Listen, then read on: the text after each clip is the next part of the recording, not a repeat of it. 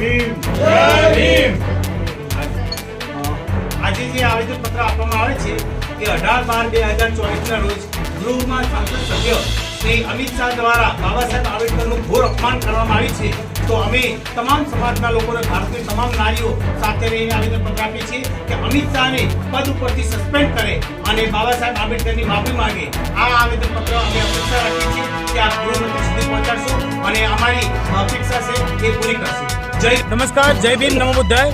આજે અમે સમગ્ર અનુસૂચિત જાતિ, SC ST OBCના તમામ ભાઈઓને બહેનો આવેદનપત્ર આપીએ છીએ કે 18/12/2024ના રોજ જે ગૃહમાં સાંસદ શ્રી અમિત શાહ દ્વારા બાબા સાહેબ આંબેડકરનું ઘોર અપમાન કર્યું છે, એ અપમાન બાબતે અમે આવેદનપત્ર આપી છે અને ટૂંક જ સમયની અંદર માફી માગે.